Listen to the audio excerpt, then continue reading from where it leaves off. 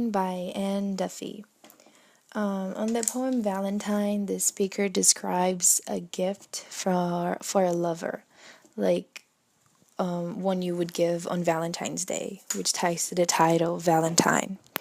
The gift is rather unusual. It is an onion, and the poem explains why it is a powerful gift of love, much more, much more than the cliched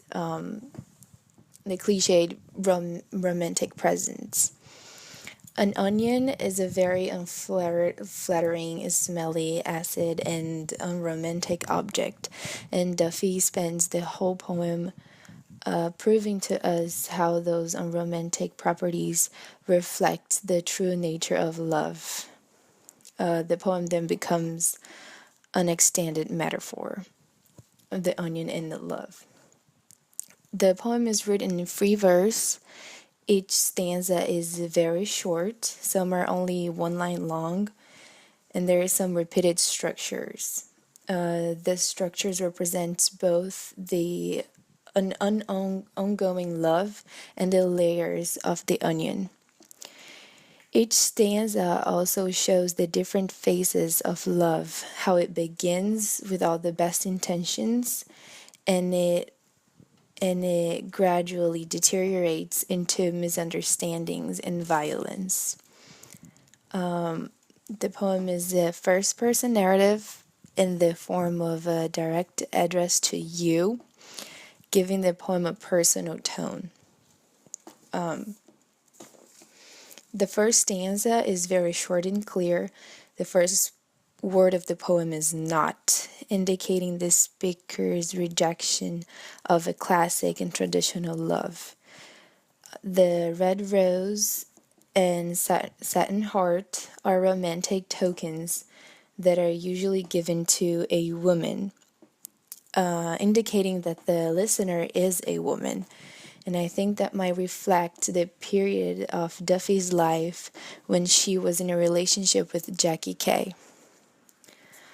On the second stanza, there is the introduction of the gift of the onion, and the speaker uses direct address with I give you, giving the poem the personal tone and connecting to the reader. The metaphor on line 3, it is a moon wrapped in brown paper, is to criticize the normal gifts of love, indicating that this would be a different kind of Valentine.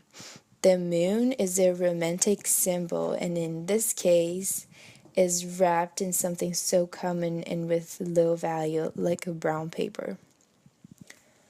The promise of light and the undressing of love indicate the passion present on the first stages of love. On the third stanza, the speaker starts to explore the downsides and negatives of the love. So the first word is here, again using direct address. And with here, the speaker is offering the onion to the reader, to the listener. This is something very intimate and confident. It will blind you with tears is a similar like a lover. It will blind you with tears like a lover is a simile and personification. The onion is being compared to a lover, and the way love often leaves us in tears. So when I was reading this, I thought about when you're cutting an onion, it makes you cry. And when you're cutting an onion, you're kind of trying to get into the heart of it. So that ties it to the idea of a broken heart from a relationship. It will make your reflection a wobbling photo of grief. Is a metaphor and imagery where we are looking through the eyes of the upset lover who may be gazing at their own reflection in their mirror while crying. So that creates the personal connection to the reader again. The fourth stanza is very short. It's a single sentence stanza and it stands for its own. I am trying to be truthful. So, from now on, the speaker is determined to tell the truth and not lie for itself, like on most relationships. So, rather than promising to last forever, the Valentine will last as long as the two of them are possessive and faithful, like the onion. So, the onion is the symbol of this love. The fifth stanza is the beginning of the second part of the poem where there is jealousy and violence. It is a repetition to the first stanza, which is not a rose or a satin heart.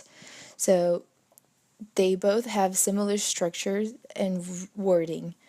And they have the rejection of two romantic tokens.